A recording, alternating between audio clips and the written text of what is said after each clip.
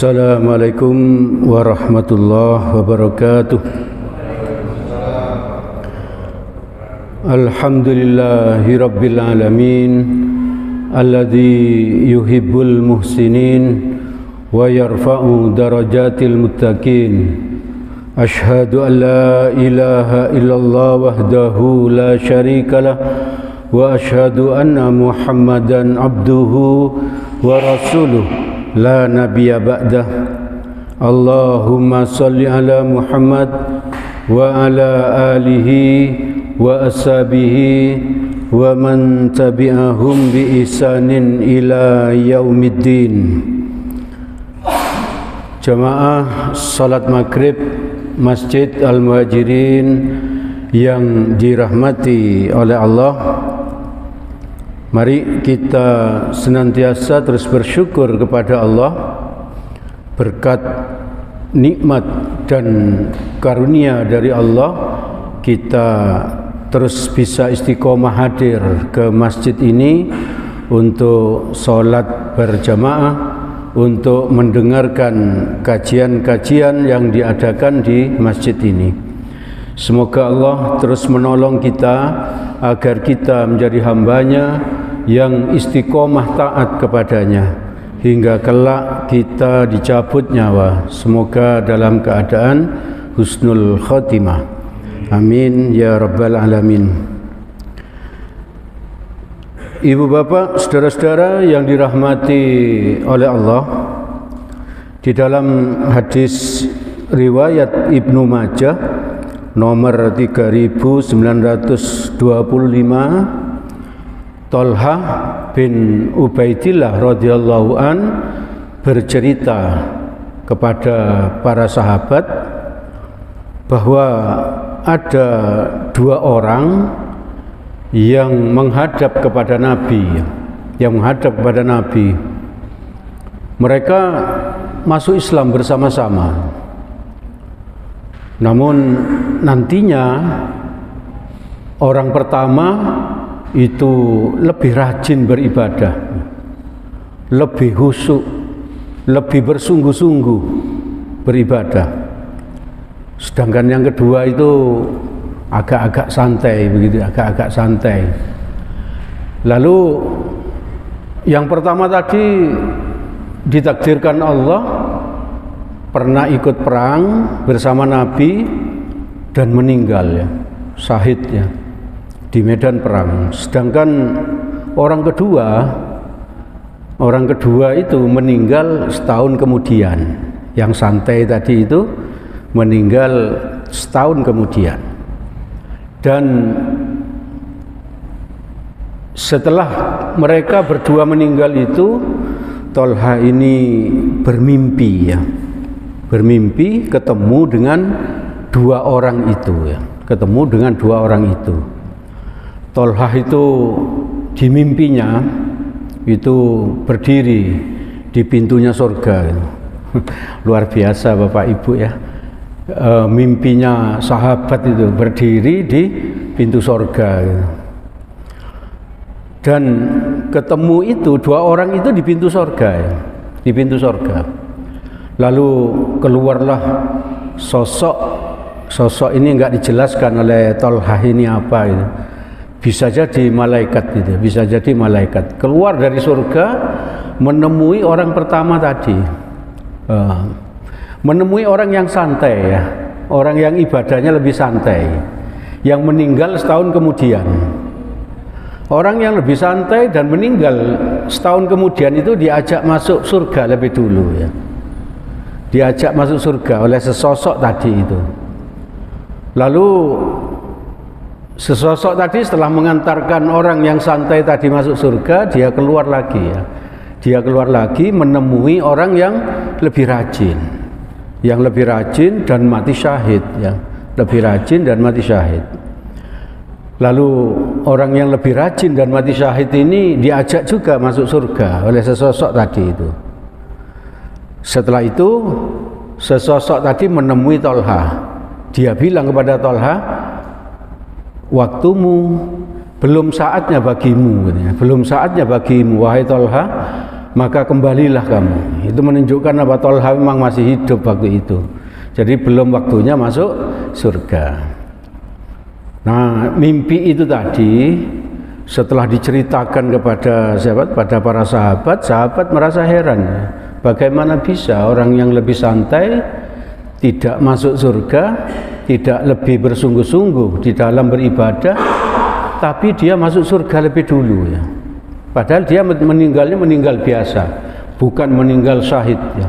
Sedangkan yang lebih rajin, lebih sungguh-sungguh, lebih khusyuk, mati syahid, meninggalnya kemudian. Karena tidak paham dengan hal seperti itu, mereka menghadap pada Nabi. Mendengar cerita itu, Nabi balik bertanya kepada para sahabat, apa yang kalian herankan dari masalah ini gitu. Ya, sahabat bilang terus terang, bagaimana mungkin wahai Nabi, orang yang lebih rajin ibadahnya, orang yang lebih khusyuk, orang yang lebih sungguh-sungguh dan mati syahid itu meninggal masuk surganya itu lebih akhir dibandingkan orang yang kurang sungguh-sungguh ibadah, kurang rajin dan tidak mati syahid, mati dalam keadaan biasa seperti orang mati sakit gitu ya, sakit atau apa dan seterusnya, pokoknya tidak mati di medan perang. Nabi terus bertanya kepada para sahabat, bukankah orang yang ini yang kamu maksud ini, yang masuk surga lebih awal ini, dia hidup 1 tahun lebih lama gitu. Sahabat bertanya, sahabat menjawab, benar wahai Nabi, benar wahai Nabi. Lalu Nabi bertanya lagi, bukankah orang yang meninggal 1 tahun lebih lama ini menemui bulan Ramadan lebih 1 tahun lebih banyak dibandingkan orang yang mati syahid tadi? Para sahabat menjawab, benar wahai Rasul, benar wahai Rasul. Maka karena sudah mendapatkan penjelasan seperti itu, Nabi bersabda, fama bainahuma ab'adu mimma bainas sama'i wal ard. Sungguh antara mereka berdua jaraknya lebih jauh daripada langit dan bumi. Maka para ulama mengambil hikmah dari hadis ini, bahwa kalau kita berhasil menemui bulan Ramadan dan kita memanfaatkannya dengan baik, dengan ibadah yang sungguh-sungguh, berpuasa yang sungguh-sungguh, maka pahalanya sangat istimewa. Bahkan bisa melampaui orang yang mati syahid ya. Bahkan bisa melampaui orang yang mati syahid. Itu menurut para ulama hikmah dari hadis ini. Hikmah dari hadis ini. Maka ibu bapak, saudara-saudara yang dirahmati oleh Allah, kita masih punya waktu beberapa saat, kira-kira 1 bulan ya, lebih sedikit menuju Ramadan tahun ini. Maka mari kita terus berdoa agar agar kita disampaikan oleh Allah ke bulan Ramadan ini. Walaupun hanya kurang 1 bulan, belum tentu kita bisa sampai. Maka itu kita harus berdoa agar disampaikan oleh Allah ke bulan Ramadan tahun ini. Dan kalau Allah benar-benar menyampaikan kita ke bulan Ramadan yang akan datang, mari kita bersyukur kepada Allah. Bentuk syukurnya itu adalah beribadah dengan sebaik-baiknya, memanfaatkan kesempatan yang diberikan oleh Allah ini untuk mengisi Ramadan tahun ini dengan sebaik-baiknya. Bisa jadi Ramadan tahun ini merupakan Ramadan terakhir kita, bisa jadi ya. Belum tentu kita tahun depan bisa ketemu lagi. Jangankan tahun depan, tahun ini aja belum tentu ya. Nah, kalaupun nanti tahun depan kita bertemu lagi dengan Ramadan, maka mari kita manfaatkan lagi, kita syukuri lagi, kita syukuri lagi. Pokoknya yang ada di depan mata ini kita manfaatkan dengan sebaik-baiknya. Jadikan momentum Ramadan ini untuk meningkatkan kualitas dan kuantitas amal ibadah kita, amal soleh kita. Dan setelah itu, kalau kita masih ditakdirkan oleh Allah untuk hidup, kita pertahankan untuk 11 bulan yang akan datang menjelang Ramadan berikutnya. Jangan di saat Ramadan kita sangat rajin, tapi di luar Ramadan kita bersantai ria. Tapi kalau kita diberi kesempatan oleh Allah dan kita sudah memanfaatkannya dengan baik, maka mari kita syukuri hal itu dengan cara apa? Mempertahankan nilai-nilai Ramadan itu di 11 bulan berikutnya. Sehingga kalau kita disampaikan Allah ke bulan Ramadan tahun depan, kita lebih siap lagi, kita lebih baik lagi di dalam menghadapinya. Ibu bapak, saudara-saudara yang dirahmati oleh Allah, ada banyak amal ibadah yang bisa kita perbaiki, kita tambahi, ya, kita tambahi kuantitasnya, misalnya jumlahnya kita tambahi. Setelah jumlahnya ditambahi, kualitasnya, ya.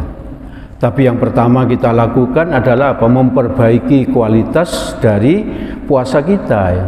Puasa kita nanti ini kita perbaiki kualitasnya. Mari kita bersungguh-sungguh untuk memperbaiki kualitasnya. Kita tidak bisa menambahi apa? Kuantitas dari puasa Ramadan, tidak bisa. Kenapa? Sudah ditetapkan 29 hari atau 30 hari. Yang bisa kita tingkatkan adalah kualitasnya. Mari kita puasa semuanya, ya, puasa perut, puasa syahwat, dan puasa hati dari sesuatu yang tidak baik, ya. Puasa lisan dari sesuatu yang tidak baik. Mari kita berusaha sekuat tenaga, minta tolong kepada Allah agar Allah menolong kita, agar kita bisa benar-benar memanfaatkan Ramadan ini. Salat wajib kita tingkatkan kualitasnya. Yang tadinya barangkali jamaah di masjidnya cuma 1 kali sehari, bisa kita tingkatkan jadi 2 kali, 3 kali, 4 kali, sampai 5 kali. Kesempatan Ramadan ini biasanya di bulan Ramadan kita mudah untuk apa? Untuk beribadah, ya. Kita mudah untuk beribadah karena apa? Bareng-bareng, ya, bareng-bareng. Dan Allah memang memudahkan bagi kita, memang menyayangi kita, ya, memberikan rahman dan rahimnya pada kita sehingga kita mudah beribadah. Maka mari kita tingkatkan. Setelah itu kita tingkatkan kualitas sholat sunnah kita, sholat rawatib, kuantitasnya, ya. Sampai apa? Kalau selama ini kita melaksanakan misalnya 2 rakaat sebelum subuh dan 2 rakaat setelah maghrib misalnya cuma 4 rakaat itu rawatibnya, bisa kita naikkan lagi sampai minimal 12 rakaat yang selalu dilakukan Nabi, ya. 12 rakaat yang selalu dilakukan Nabi. Nah, ini yang kita kejar targetnya, minimal ini, ya, minimal 2 rakaat sebelum subuh itu kita sudah tahu bersamaan hadisnya. Saya ulang lagi, saya baca lagi untuk memotivasi kita agar kita berusaha untuk istiqomah. Hadis riwayat Muslim dari Aisyah radhiyallahu an, Rasulullah sallallahu alaihi wasallam bersabda, "Rakaatul fajri khairum minad dunya wa ma fiha." 2 rakaat sebelum subuh, maksudnya sholat 2 rakaat sunnah sebelum subuh itu lebih baik daripada dunia dan isinya. Nabi yang bersabda seperti itu. Di hadis yang lain redaksinya agak beda, ya. Di hadis yang lain begini, 2 rakaat sebelum subuh lebih aku cintai, kata Nabi, dibandingkan dunia dan isinya. Maka mari kita berusaha agar apa? Agar kita selalu istiqomah melaksanakan sholat sunnah 2 rakaat sebelum subuh. Bagaimana kalau kita ketinggalan? Pernah seorang sahabat ketinggalan 2 rakaat sebelum subuh. Beliau ini biasa sholat subuh di masjid. karena mungkin tidurnya bangunnya agak siang, sehingga beliau sampai di masjid sudah iqomah itu. Berarti apa? Sudah sholat fardu subuh sudah dimulai. Berarti beliau belum sempat sholat sunnah 2 rakaat. Beliau langsung ikut sholat 2 rakaat subuh fardu bersama Nabi.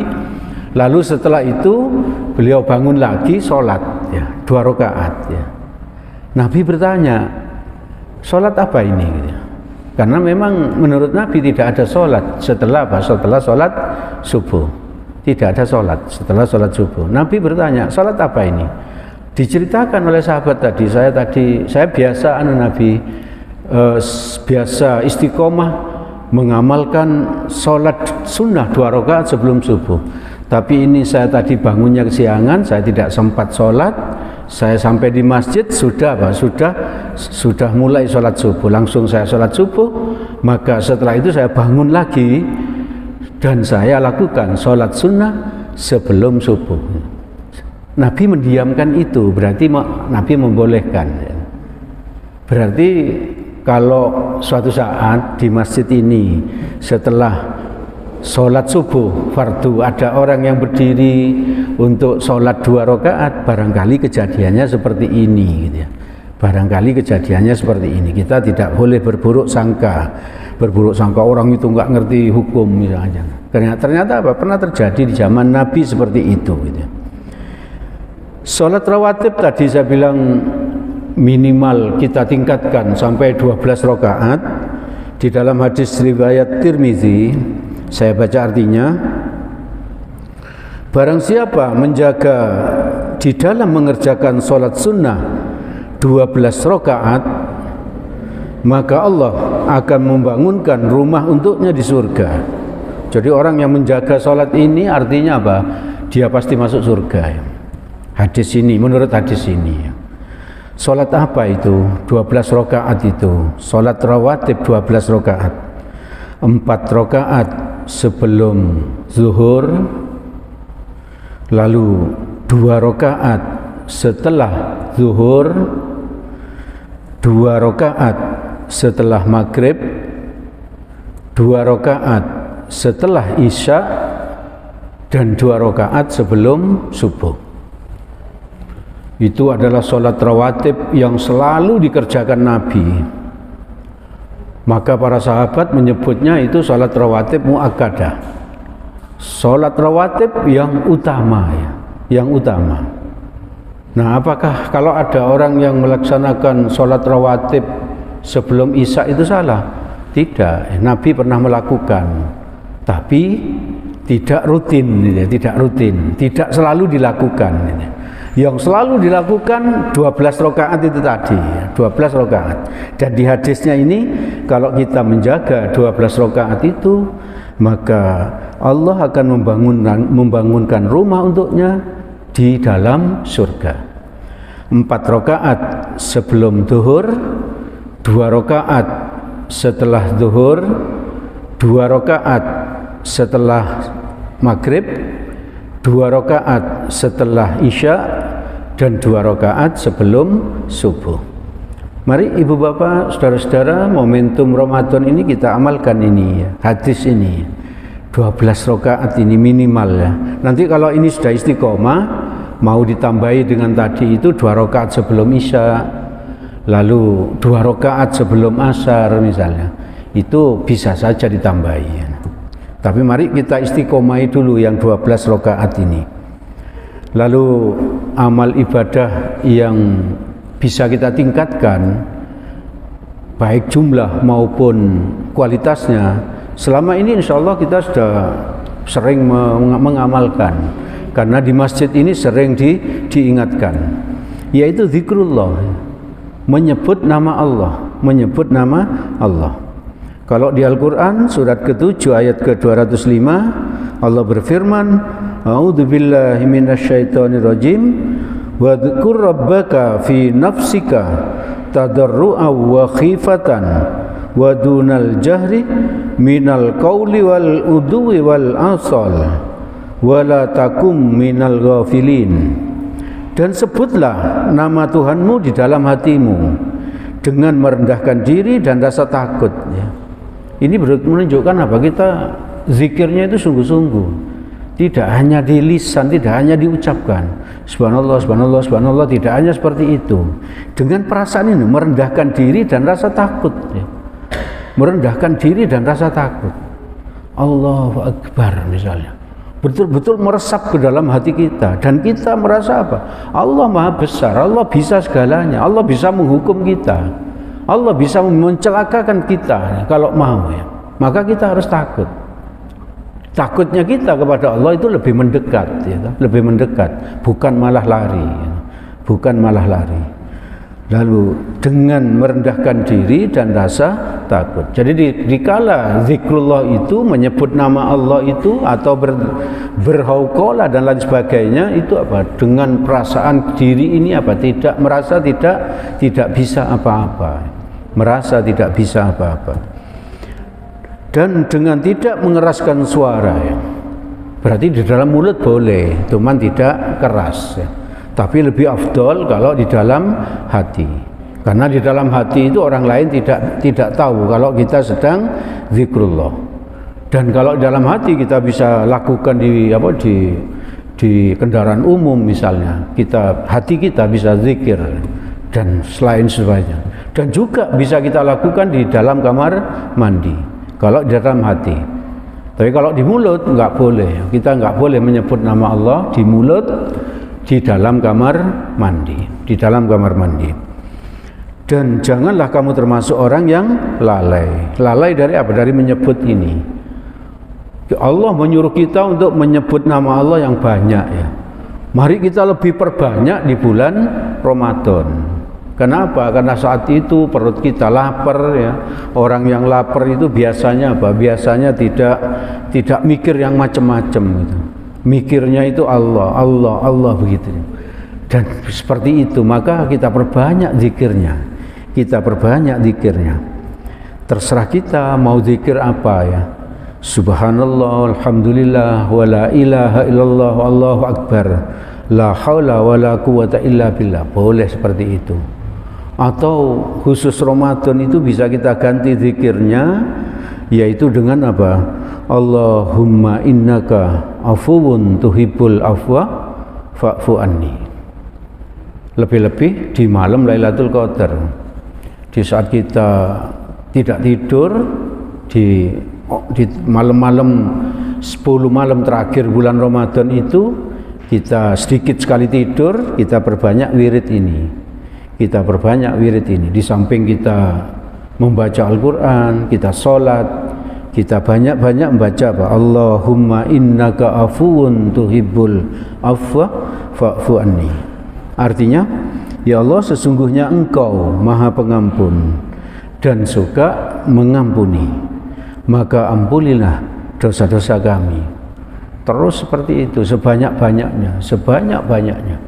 Kita berdoa, berwirid itu dalam hati, beristighfar di dalam hati. Allahumma innaka afuwun tuhibbul afwa fa'fu anni. Kalau enggak hafal artinya ya enggak apa-apa, Allah ngerti bahasa Indonesia.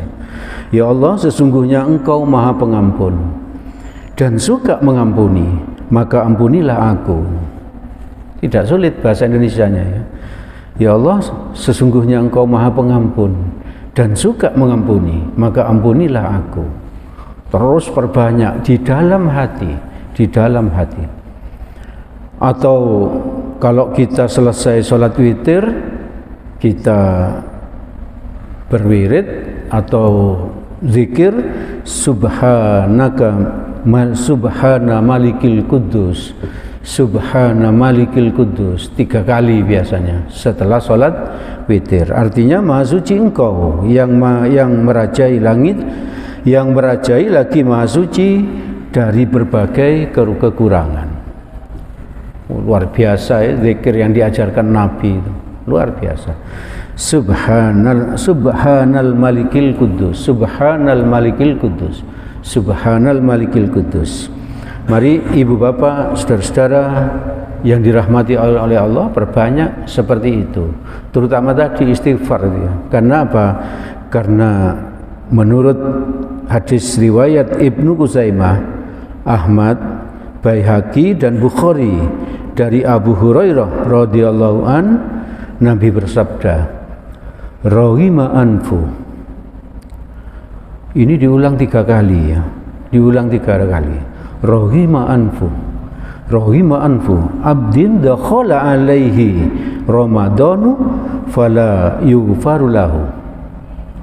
Sungguh sangat rugi. Jadi kalimat sungguh sangat rugi diulang 3 kali oleh Nabi. Sahabat biasanya kalau ada seperti itu bertanya, siapa yang rugi wahai Nabi, gitu ya. Seseorang, kata Nabi, yang masuk ke dalam bulan Ramadan lalu tidak diampuni dosanya ya. Itu sangat rugi ya. Orang yang masuk Ramadan dia puasa ya, tapi tetap rasan-rasan, tapi tetap menyakiti tetangga ya. Tetap tetap memfitnah sana sini, tetap menyakiti orang, tetap meremehkan orang, tetap berpenyakit-penyakit hati ya. Tetap bergengsi ria ya, tetap seperti seperti penyakitnya iblis yang kita sampaikan pekan yang lalu. Tidak dia hanya puasa tidak hanya puasa perutnya saja dan kemaluannya, hanya puasa itu. Apakah tidak boleh? Boleh, itu puasanya anak kecil ya. Puasa orang yang sedang belajar puasa ya. Puasa orang yang sedang belajar puasa. Kalau puasanya orang dewasa sudah meningkat ya. Di samping puasa perut, puasa kemaluan, juga puasa hati, puasa dari nafsu ya. Tidak rasan-rasan, tidak berbohong ya, tidak memfitnah dan lain sebagainya. Dan lain sebagainya. Nah, orang yang seperti itu tidak mendapatkan ampunan dari Allah. Tidak mendapatkan ampunan. Menurut Nabi orang seperti itu rugi. Padahal di bulan Ramadan itu Allah itu menggerojok ampunannya ya. Menggerojok ampunannya. Jauh lebih kasih sayang Allah di bulan Ramadan dibandingkan bulan-bulan yang lain. Bagaimana mungkin Allah yang sedang menggerojok ampunannya kok kita tidak mendapatkan ampunan? Itu menurut Nabi sangat rugi, sangat rugi. Maka perbanyak istighfar kayak tadi itu. Allahumma innaka afuwun tuhibbul afwa fa'fu anni. Allahumma innaka afuwun tuhibbul afwa fa'fu anni. Ibu bapak, saudara-saudara yang dirahmati oleh Allah, ini barangkali satu lagi yang bisa saya sampaikan pada kesempatan ini. Di bulan Ramadan itu mari kita ringankan pekerjaan bawahan kita. Yang di rumah punya pembantunya diringankan pekerjaannya. Yang di kantornya jadi bos, diringankan pekerjaan bawahannya. Pokoknya yang punya bawahan itu meringankan pekerjaan bawahannya di bulan Ramadan. Hadis riwayat Ibnu Huzaimah dari Salman Al-Farisi radhiyallahu an, saya baca artinya. Barang siapa yang meringankan pekerjaan orang-orang yang dimiliki tangan kanannya, pegawainya atau pembantunya di bulan Ramadan, Allah akan meringankan pemeriksaannya di hari kiamat. Luar biasa, pahalanya luar biasa. Kalau kita meringankan pembantu yang ada di rumah pekerjaannya selama bulan Ramadan, maka Allah akan meringankan pemeriksaannya di hari kiamat. Di hari kiamat. Siapa yang tidak ingin pemeriksaan kita, hisab dan timbangan di hari kiamat kita diringankan, dimudahkan oleh Allah, bahkan dibebaskan, bebas hisab, bebas timbangan, langsung surga. Cita-cita seperti itu yang paling kita harapkan. Tanpa hisab, tanpa timbangan, langsung surga. Luar biasa ya. Kalau kita dapat prestasi seperti itu, kita akan bersyukur sekali. Itu merupakan sukses yang terbesar. Sukses yang terbesar. Ibu bapak, saudara-saudara yang dirahmati oleh Allah, dari dialog antara Tolhah dan sahabat tadi, lalu dilanjutkan dengan pertanyaan kepada Nabi, ya, bertanya kepada Nabi, maka mari kita berdoa sebulan ke depan ini memperbanyak doa kepada Allah agar Allah berkenan menyampaikan kita ke bulan Ramadan, dan Allah menolong kita agar kita bisa memanfaatkan bulan Ramadan tahun ini dengan sebaik-baiknya. Kita syukuri kesempatan yang diberikan oleh Allah. Kita tingkatkan amal ibadah kita dengan momentum Ramadan ini. Misalnya rawatib kita tingkatkan minimal 12 rakaat yang selalu diamalkan oleh Nabi, yaitu 4 rakaat sebelum zuhur, 2 rakaat setelah zuhur, 2 rakaat setelah maghrib, 2 rakaat setelah isya, dan 2 rakaat sebelum subuh. Mari momentum Ramadan ini kita amalkan hadis ini, lalu kita perbanyak zikrullah, terutama Allahumma innaka afuwun tuhibbul afwa fa'fu anni. Itu yang bisa kami sampaikan pada kesempatan malam ini. Segala sesuatu yang baik dan benar semuanya berasal dari Allah Subhanahu wa ta'ala. Semoga ada manfaatnya bagi kita. Semoga Allah menolong kita agar kita bisa mengamalkannya. Apabila ada salahnya, saya mohon maaf yang sebesar-besarnya. Diingatkan kepada ibu bapak yang ingin berkurban, insya Allah hari raya kurban itu tanggal 29 Juni menurut kalender pemerintah ya, 29 Juni 2023. Bisa menghubungi Bapak Sofyan atau Ibu Junaidi. Nabi berkurban setiap tahun, maka mari kita tiru sunnah Rasul ini untuk bisa berkurban setiap tahun. Agar tidak berat, di Masjid Al-Muhajirin diadakan tabungan kurban. Alhamdulillah hingga hari ini yang sudah menabung, sudah mendaftar itu ada 8 orang. Walaupun ada orang yang baru mendaftarkan nama, itu enggak apa-apa. Itu berarti apa? Beliau itu sudah berniat untuk berkorban. Untuk berkorban itu sudah dicatat satu kebaikan, sudah mendapatkan satu pahala, niat berkorban. Nanti kalau sudah membayar, betul-betul berkorban, berarti apa? Meningkat pahalanya 2 kali lipat, 10 kali lipat, dan seterusnya. Terserah Allah, terserah Allah. Maka mari kita niatkan tahun ini akan berkorban. Semoga Allah memudahkannya untuk kita. Amin ya rabbal alamin. Mari kita tutup dengan doa kafaratul majlis. Subhanakallahumma wa bihamdik asyhadu an la ilaha illa anta astaghfiruka wa atubu ilaik. Billahi taufik wal hidayah. Assalamualaikum warahmatullahi wabarakatuh.